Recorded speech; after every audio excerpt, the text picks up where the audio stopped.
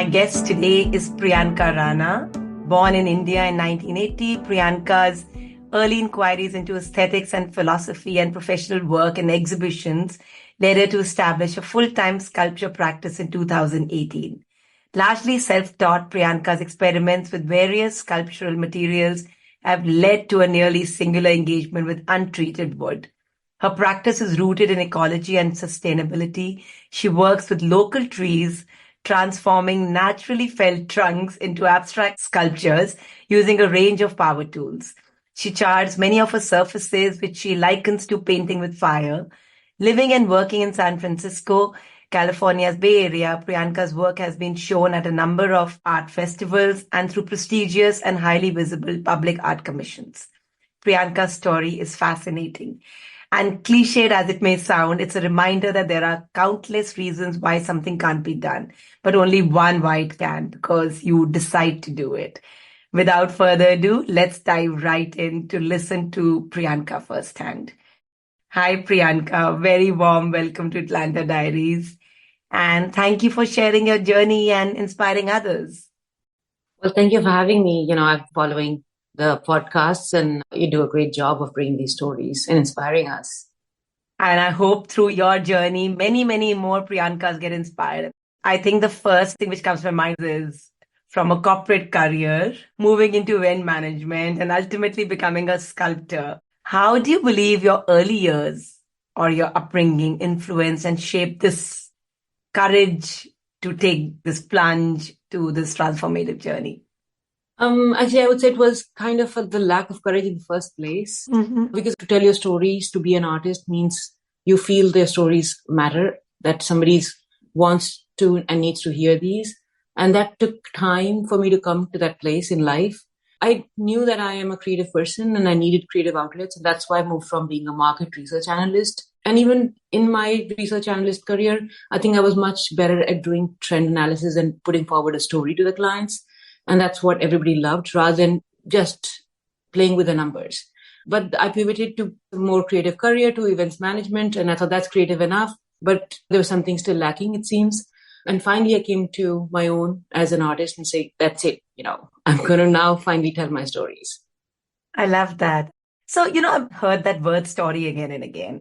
Is there any particular story which sort of compelled you to say, okay, now that's it. I want to pivot? I think many things that happened at the same time. There was a trip to Japan. We spent about 2.5 months there. And this could be, of course, like every society, there's the goods and the bads. But what I could see was that everybody took their job with pride and they did it with utmost sincerity. And they would uplift that everyday role of, it could be somebody that you're just checking in the car with, or the Roycan hostess who's helping your child take the shoes off. And I felt that's what I want to do. Like my job inspires me and elevates that every day of my life. And my husband couldn't get back to his work while I didn't want to come back to mine. And I thought that needs to change. I need to bring in something that gives me that same aha moment every day. And then I decided to do an experimental journey for a couple of months. And I was painting my trellis, which is a long trellis in the backyard. Painting above your head requires your strength and muscles. And I love that part, that labor, which we kind of look down upon in our current times. But I absolutely enjoyed it. And I thought there was actually something wrong with me, that I love the labor and not the brain part. And the repetitive part was very meditative as well. And I want to explore more. Where does this lead? For a while, I was like, this can't be. What am I enjoying here? But then I thought, let's push forward. And I apprenticed with our handy person. I told her that, I want to learn how do you use power tools. She was kind enough to agree to shadow her one day. And I did everything wrong. She's like, don't do that. The paint's going to be on you. Don't do this. The whiplash is going to happen. I came back with a wood whiplash with paint on my shoes and very tired. And then I thought, I'm going to pause and take gentle steps into this. Then I took some clay classes, which was nice. I was able to build my pottery. But, I'm a rough person and I felt I'll end up breaking all my sculptures. This is not the medium for me. Then I went and took some more classes about sculpting, where there were live models and we had to do what they did. And I was lucky enough that just when I'd started, there was a teacher, American artist, who was famous for his portraits. He's learned the old maestro way in Italy, and he was taking a 3-day class. That was my first long hours of sculpting. And I absolutely enjoyed it. There was a live model. She wanted to buy that piece. And that's when I realized that I can see things. And then I knew that I only have to learn now how to translate it into the medium of my choice. But I can tell you, it's such a joy to finally translate what you see or what you want. I knew that clay was not my final medium, so I was looking for more mediums. I went to community college to learn, metal pouring. That's the journey started there, I guess. It was just one little door opening to the other, till I found which made more sense. And I think there is always a sense of discovery in my studio. And I feel it comes from how I started, perhaps, sculpting. It started with a, discovery, like what, how. There was no formal training. And I think I want my viewers also, when you interact with my sculptures, when you see them, I want that sense of discovery in the story, in the medium, in the processes. So I'm always experimenting, even in my studio, with different things, different forms. Yeah. Beautiful. It's just so fascinating. But tell me, in the whole arena of arts, how come sculpting and not painting? So many other options are there, right? I get asked this question so often, and I absolutely have no idea why sculpting. I'd never sculpted before. Actually, one time I did in Chandigarh. I had participated in the cartoon competition, and there was a chance for us to sculpt something, and I did something in clay, and it was very tactile. I loved that feeling of, again, creating this form. Not that we did not participate as a team as college, but I loved that experience. But other than that, I don't think there was anything that I'd ever sculpted before. In fact, I ordered clay on Amazon and I made a face, which I thought was 3D, but it was really just a 2D. And my kid's nanny came over, and she's like, "Oh, did my 5-year-old I make that?" And yet I have no clue. What is it in me that felt like, "Oh, you know what, you got it. Go ahead and follow it and go to that class and do it." Why sculpting? I still don't have the answer, really. I understand. And on a lighter note, what was your reaction when she thought it's your child's work? I laugh because I do trust Irma's, she's like somebody who helped me and I truly value her aesthetics and her input. So I laughed so much and I was like, I got to improve. I got to learn. And I think let's just talk a little bit more about that, right? So not just sculpting, I think just the use of tools is so unique. Like using a chainsaw is unconventional, no doubt. And I think I remember you used the word badass, and I think it's totally badass, right? So how come metal sculpting? And I'm also wondering what else is there on your badass list? I do wonder sometimes that why did I choose one of the hardest wood, one of the hardest mediums, and in that oak wood and in that chainsaw, it could be hand chiseling. I think once you use power tools, the energy that flows through you, it is unparalleled. In fact, now I have to be in a mode to use my hands in a more delicate way in clay. It's like gushing. And again, from a farming background, like the tubal water flows and versus the tap flow. There's a difference in that. But I do feel like there were people on the way who helped me. Like I still go to our handy person if I have any questions. Allison's very good in giving me inputs. And also when I went to community college, I was lucky that the teacher was a woman. And just like Atlanta Diaries, it helps to know that there is another woman teaching and doing. There is an example before you. I ordered chainsaw on Amazon. I asked my partner to teach. Like, all right, be my sensei. Teach me how do you do the chainsaw. And there was the scary part that, I hope I'm not going to lose my limbs on the way. But you also learn to realize that, these are powerful tools, respect them and use them that way. I saw a lot of videos before. My kids know not to interfere. My whole family knows not to surprise me when I'm using my chainsaw. So if they need to come and need help, they come and stand on the side till I catch an eye that they're here. I dress up like an astronaut. I wear my gloves, I wear my mask, I wear my everything. My mom's worried that my skin and my hair is getting impacted. So I now also cover it like a surgeon. You respect these tools and then they become your friends. What else is on the badass list is also I have a fire torch, which I use to char my wood. Again, I feel over time you get used to it, they become your friends. The first time I used the fire torch was, I think, a commission that I got, which is like a 6 feet tall log that I've planned to char. And then I thought, I hope I don't end up this big Californian fire in the process, because the sound of fire is also very intimidating at the same time. But then you learn to recognize the sounds, you learn to recognize the processes, yet you still respect the danger in it for sure at the same time. I'm just curious, like, how come oak tree? How come trees? So things fell in my lap and then I went with it. So a tree had fallen on a friend's property and it is a beautiful heritage oak tree. And then I saw the wood and I was telling her, like, you should not get rid of this wood. It's beautiful. So it was lying for a year. And finally she called me. She's like, I'm done with this wood lying on my back. Do you want it? Wow. Or I'm throwing it away. And I said, no. I'm going to do something. Give me 2 months. So I got, small blocks. I would say maybe about 4 feet wide because that tree was a giant. I got, I think, about 10 feet long logs from that tree. I still have those pieces. I'm still working on them. And then I started working and I said, I'm going to make you my first sculpture, but I'm going to make more things out of it. And then I decided I'm going to make a sphere. Again, I think naivety of not knowing sometimes helps you. Yeah, ignorance is bliss. Exactly. So I would not make a sphere right now because it's a very tough form to make, but I ended up making sphere out of that oak tree. And then we are surrounded by an area where we have beautiful oak trees around us. And I want to use that. I want to use naturally fallen trees to use my wood instead of cutting them on purpose. So now I actually got calls from friends or people who know in my neighborhood that this tree is getting cut. Do you want to come and get it? So I like, sort of saving them from being chipped away, which is nice that mulch is being made. But sometimes this wood is so beautiful for it to be just let go. So true.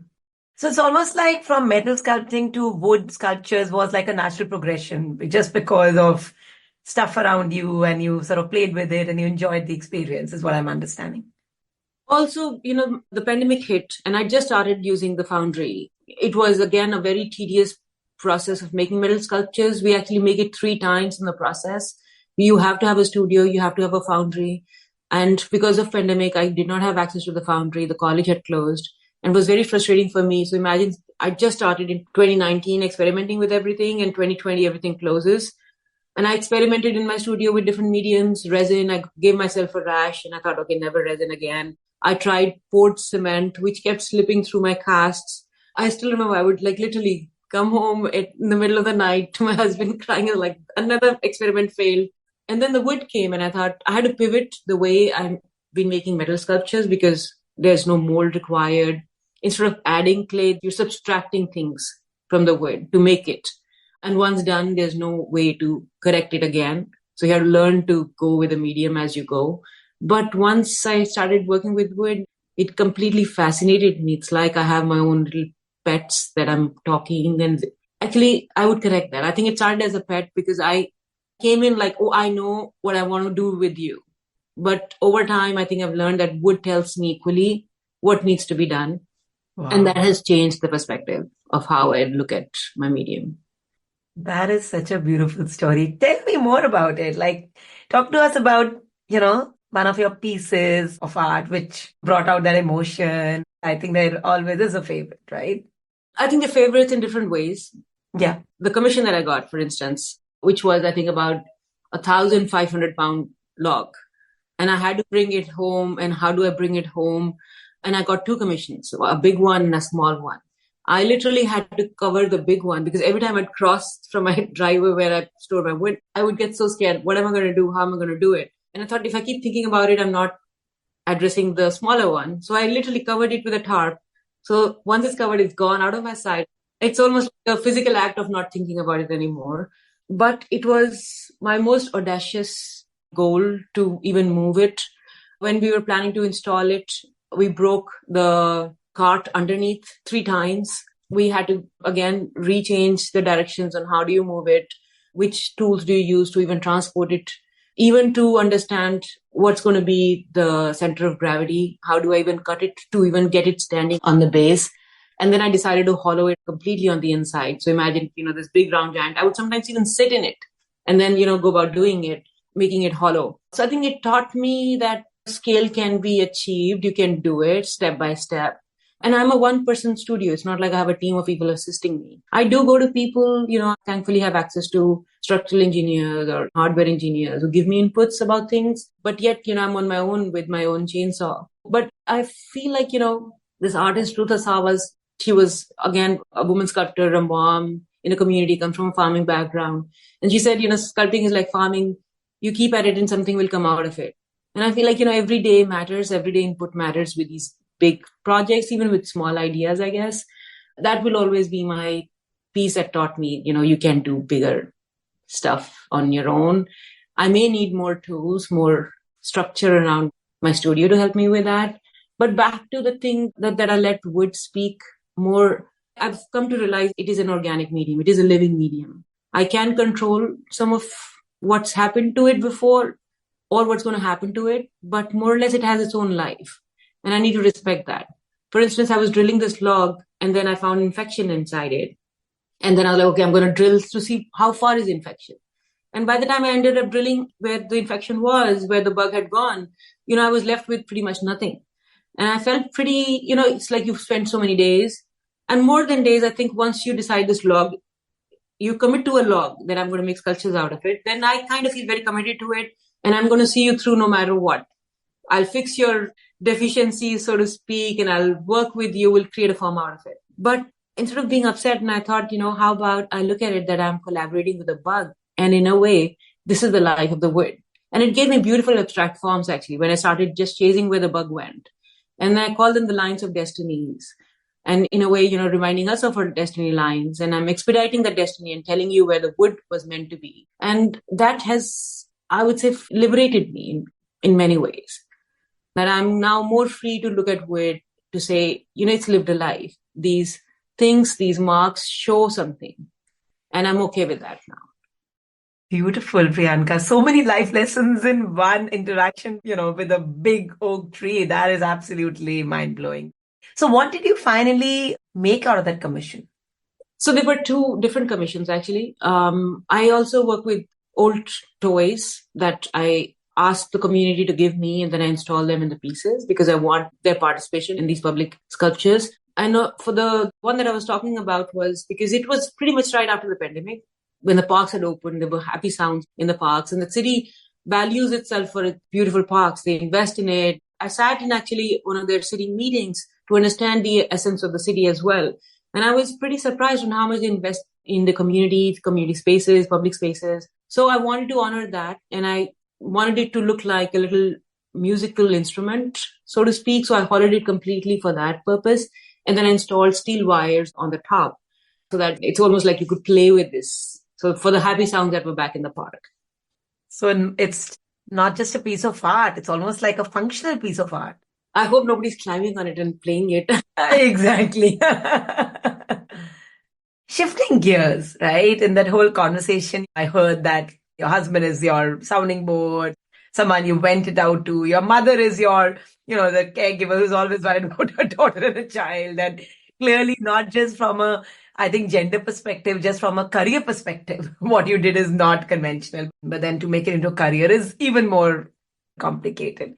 So tell me, how did you deal with all these challenges or skepticism or, naysayers, for lack of a better word, if there were any? Luckily I'm in a part of life where people think it's okay for a woman to twiddle her thumb, which is such a shame. That's what everybody thought. That's what I'm doing. Yeah. I have a husband. I don't have to financially go out and chase that path.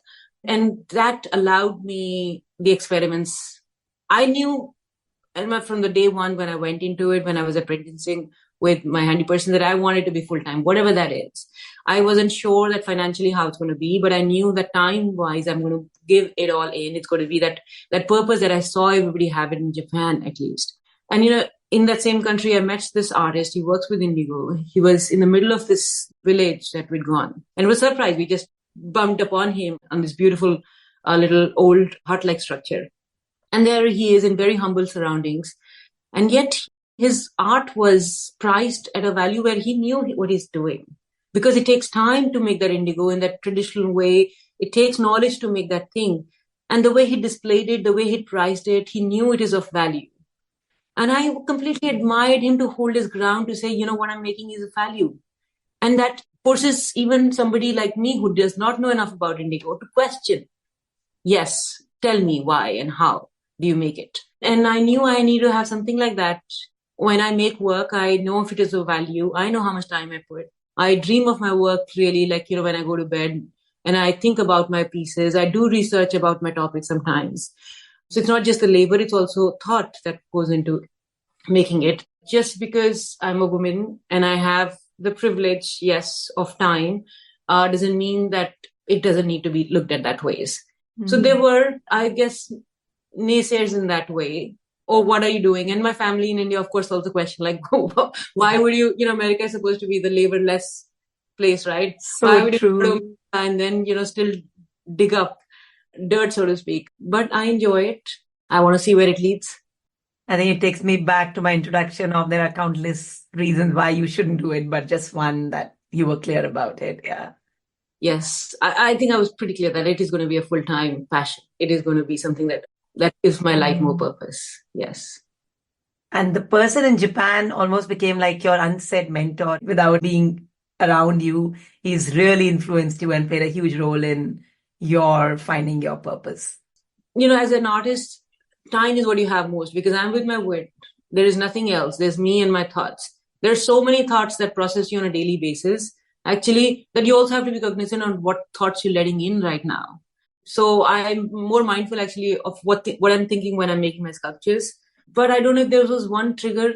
And frankly, there were so many, as I said, there were these little doors that kept opening one after other. And I kept chasing like an Alice in a Wonderland. So you spoke about all your different experiences and interactions which sort of defined your themes and, what you sort of worked on. You picked up these paternity leaves and maternity leaves to, sort of go and camp in Japan and so on. So talk to us a little bit about that because everyone thinks about these things, but very few people really put that stick on the ground and do it. So my husband and I, we realized that travel just for a few weeks is great, but to truly understand a culture or truly understand the ways of living things differently in different parts of the world is to at least stay for a month. So we decided with our newborn babies, we're going to travel Japan, Australia, UK, and we spent months in those countries. But I feel more than anything, like one particular thing that you see, it's to see the world in a new way, right? Because you're new. And then that curiosity about the same thing. It could be, even the sunsets, like in Hawaii. Why am I looking at the sunsets there? The sunset happened every day. But I think it's a fact that you pause and you look at the world. We all look at the wood the same way, but sometimes I pause and I see, and then I bring that out to the viewers. And that helps, I guess. Travel helps with that. You don't have to travel per se to do that. You could hone that ability sitting at home. But we also enjoy, I guess, experimenting with food, with languages, with different cultures. So that helps. In terms of ideas, I still don't know where do they come from. At any given point of time, I have at least 20 to 30 ideas. For me, it is to sit with one and commit to it and then finish it. I wish I knew where the ideas came from because I do hear from other artists that, I don't have any inspiration right now. And I've never felt that in the 5 years that I've been creating artwork. And I wonder if it ever comes to me, I have no clue where these ideas are coming from. I should learn to recognize that, this is when I think, this has triggered, or this is what I should feed myself more, visually or cerebrally to give me these ideas. But so far, I have no clue where they come from. Hopefully, I will know in a few more years. I'm becoming more aware of it. You talked about Australia, you talked about Japan, you talked about Hawaii now. I know you also spent a stint in France. So what were, as life lessons, any takeaways, any interesting reflections? I would say definitely flexibility. And I would also say the kindness of strangers. In fact, I thought I'm going to start this year and I have this great idea of making a whole piece about the kindness that I find the strangers have shown us as individuals and definitely more as parents. And I feel like everything gets amplified when you travel with kids, the goods and the bads of different cultures. But it's also fun to see how they think the same thing so differently. I've been reprimanded for bottle feeding my kid in Berlin, but they did not charge me for milk. Or my kids have been taken out on the streets. They're like, no, you go have your dinner. They're playing with the dog. We've got an eye on them. And in Japan, I was so tired. This woman next to me, she said, I've got your baby. If you want to take a nap, you take a nap. And she took out her napkin, cleaned her face and everything. And, in Morocco, this gentleman thought that my kid was, I have a wild child, my younger one. And then I had to go out of the restaurant to calm her down, to bring her back into the restaurant. Then somebody else opened the door and he thought, I need help. He asked his wife, this woman needs help, and I'm somehow sitting in the middle of their tea party. I'm like, how did that happen? But strangers have been extremely kind, and you bring that back home, right? The sense of hope, I guess. And art world can be very dismal sometimes. I want my pieces to have hope, if I can, yeah. I love that. That's very interesting. Okay, let's shift gears a little bit, right? How do you believe your background in, your MBA or your mathematics contributed to your journey as a sculptor? So I feel sculpting is part problem solving, really. You thought that's what's going to happen, but you needed something else. You needed a different angle. You needed a different support. I think somewhere there's an engineering task always that does help, I guess, with my abilities. I was not good with numbers, but I was good with problem solving, even in math. And I guess my MBA, when I applied for this public art commission so early on in my career, and everybody, I think I surprised even myself that how did I get these paths? Part of it was so when you submit a proposal, you have to have a whole expenses laid out, and you have to have a plan, you have to have the design, you have to have the idea. And I think that helped in doing those early commissions. But I'm also learning there is also the nuances of the art world that have to be included now. Maybe I'll include learning as I go. But I do think it helped me in my early commissions. Most definitely, yeah. You said you're a single one-man army, obviously, and I totally relate to that. So balancing between creating art and promoting yourself must have been so challenging, right? So how did you navigate this balance between creating and marketing? So I wish I would, be just left alone with my own wood making the sculpture, but I have to push myself out to interact, to show, to visit, to apply for different art shows, for different projects. And it isn't fun. You'd be surprised on how good, talented artists are around us and how few opportunities exist for them, even, in the Bay Area. So it's like for every 10 you apply, you get one. And that's a standard story. Sometimes it helps to talk to other artists because I was pretty much down by myself thinking I'm getting so many no's. And then I spoke to, a couple of artists and they all said it's the same experience. You just keep applying. You pick yourself up because every time I apply, I feel so hopeful. This is it. I have, such a great idea. This is the best fit. I'm going to get a yes. But then you do get a no. And then you start working and you start applying and you start thinking. There are some tools out there to help artists to keep a check on which other institutions are seeking. Mm-hmm. So they're called open calls. They're websites to go to. I've attended some talks by seasoned public artists as well to see how do they apply. And they've been very generous in sharing the knowledge about things. Awesome. That's really interesting. To convert that hobby and that passion into work, into profession, into something which you want to make sure people value, right? And you're making your effort to put yourself out there to ensure that they value. And I've seen your work. I think it's absolutely stunning.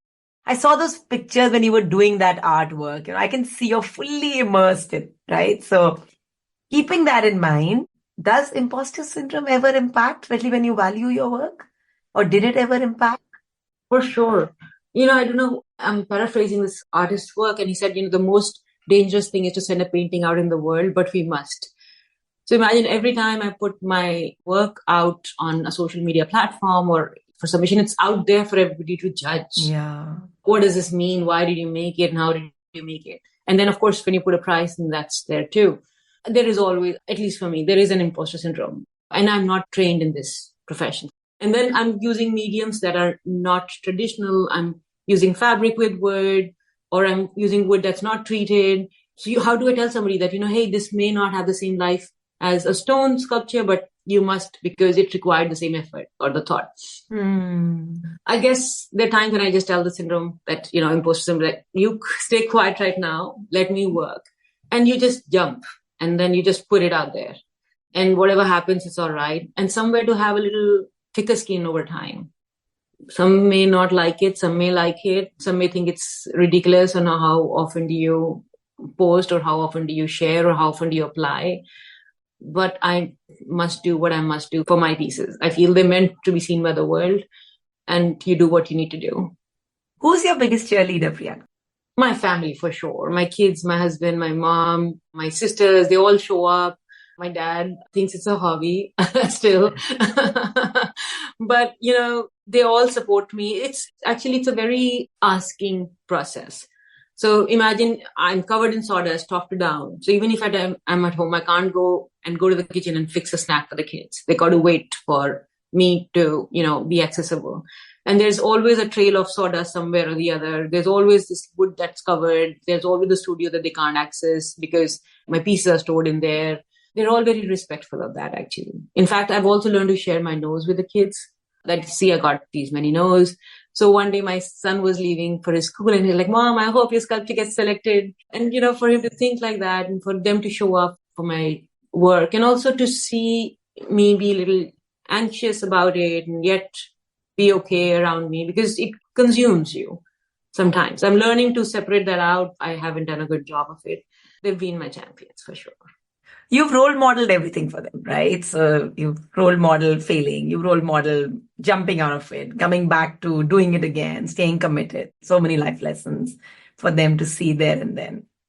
And I also want girls and women to see, we don't associate strength with women. And I want them to know that, we have it. I enjoy having that strength. I enjoy showing off that strength. And there are times when people think, oh, the noise that's coming from a house must be a man using a chainsaw.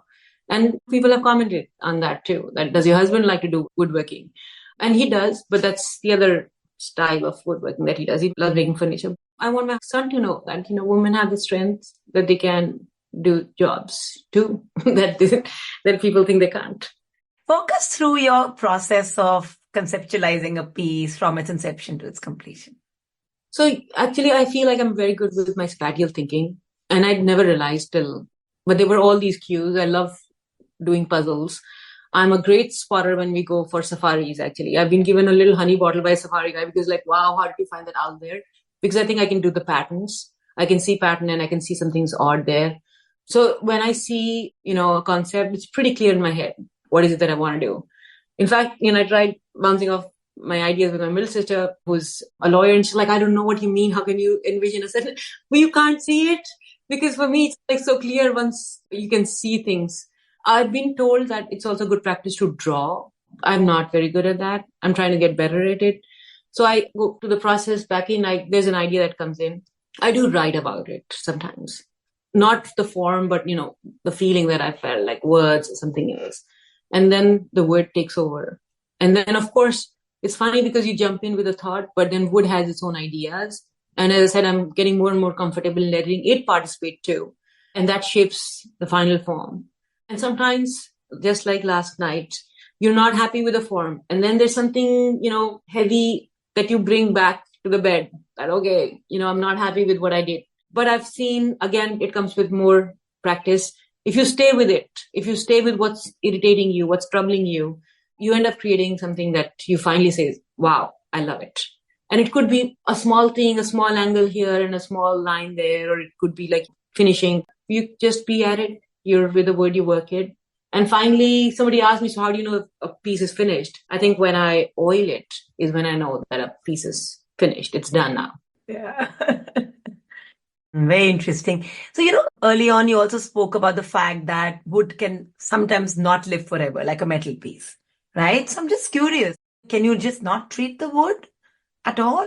I learned how do you treat the wood at home with heat. So created this little box of insulation that can dismantle and I can put it together. And then I take it to the heat that it needs.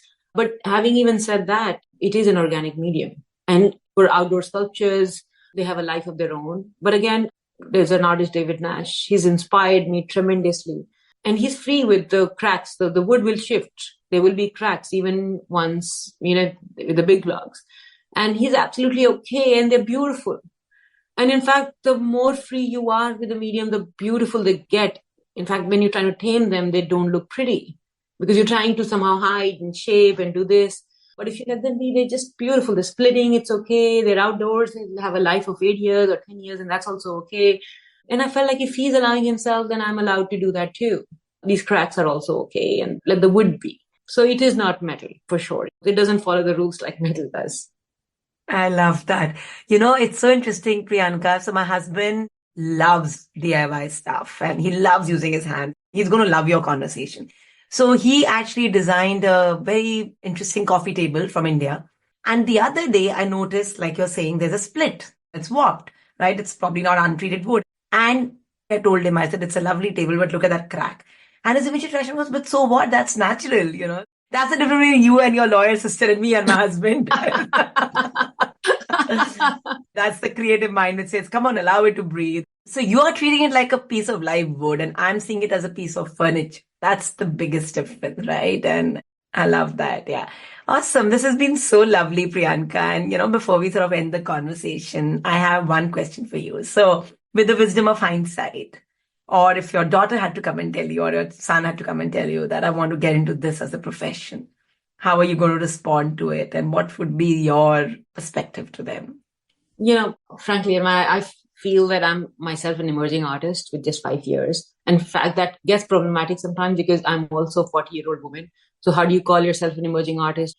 And that becomes a disadvantage for me sometimes. But I do feel over the time I want to have these answers for them. And that's why I want my practice to be flourishing financially and emotionally fulfilling, to say, yes, it's a viable career. What I would do differently, and I'm trying to do that every day, is to, while I'm all in, to separate out the outcome, because it can be very disheartening to hear the no's, for instance, but it's not a reflection on the work, really. And I'm trying to have a little sensibility of that. And my trips to India have helped, because these traditional artists, they don't put their name on these pieces. And yet the devotion that they show to work is still untarnished.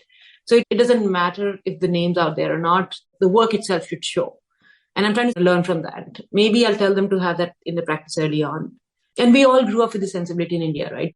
Don't get so attached to the outcome, get attached to the process, even of putting yourself out there, I guess. But I'm still learning. That's why it's a little hazy. But I would tell them, because it requires a little steadiness. This career is so passion driven. It requires some steadiness in some corner. And I would ask them to have that steadiness, perhaps. And I've seen that in artists, and especially in these traditional religion artists, who have that steadiness. It is perhaps a religion that grounds them, but it could be something else that grounds you. So I would advise that. So you won't discourage them and say, are you crazy? Like, that's not a financially viable profession. My daughter was like, Mom, can I have 2 careers? I said, okay. She said, I want to be an artist and I want to be a paleontologist. And I said, honey, if you're an artist, you may need 2 careers. Go for it. But I have friends who are artists who are doing it well, supporting their families through this. It is definitely a viable profession. I'm a little new to it, but I also feel like how nobody questioned my husband, who started a startup and did not make money for the first 3 or 4 years. Yet that time is valued so much. And I'm thinking of myself as a startup, really, that, I'm investing in myself and it will show one day. I love the analogy of the startup and giving yourself that permission to give it that time to get successful, right? Yes. And also to not feel guilty sometimes, because they're expensive tools. I'm keeping my accounting, and then every time I get a commission, then I put that against things that I want to invest in my studio. I would love to have this nice big shed on a farmhouse one day, but I'm thinking of it as a startup that I'm investing in, and it will. I know it will. And another advice that I got was to not compare. Sometimes you do feel like, where am I headed? What's going on? It is a very ambiguous profession. And it helps to sometimes go backward and say, oh, am I better than yesterday? And I am. Then I'm on the right path. And I see myself taking leaps each year, and I'm proud of that. And I feel that keeps me going too, that I'm in the right direction. Lovely. Many profound life lessons, Priyanka, from an artist's lens. I absolutely hope you're going to inspire a lot of people. And before we end, so what is next for Priyanka? And I'd love for you to even use this platform to talk about your work. So, I am a San Francisco-based sculptor. I do work with untreated wood, as you said. And you can find my work on my website, which is priyankarana.com. I've been blessed that I had some public commissions. They've been temporary installations. I would love next for me to have permanent installation. And I'm working with materials that behave like wood, look like wood, but they can survive the elements. I would love for my work to also expand beyond Bay Area. They are heavy pieces, so I have to think of logistics. How will they move? But I'd love for them to travel outside of California, outside of US as well. Yeah, those 2 things are next for me. I'd also love to go to a place and use local woods and then create something there. Or local materials, local toys, perhaps, for instance, that kids would give, and then I'd install something. That would be nice. Given that you love going and camping in different countries, I think that probably sounds like a very doable thing where you're concerned, Priyanka. Awesome. Thank you very much. I wish you all the very best and look forward to bringing you back to know what happened to the startup in a few years. Yes, thank you for having me. What a pleasure talking to you. Thank you for being a part of this incredible journey with Atlanta Diaries. I have had the privilege of hosting guests who courageously shared their most vulnerable selves with me. And even if only a small segment of these conversations can champion the journey of one person, it will be worth each and every moment. And together, we know we can create an even greater impact. So I do have a humble request for you. If you found value in these episodes, please consider sharing the podcast with your friends, family, and on your social media. I would also love to hear your thoughts and will really appreciate if you could take a moment to leave a review or rating. See you next week for another inspiring journey on Atlanta Diaries.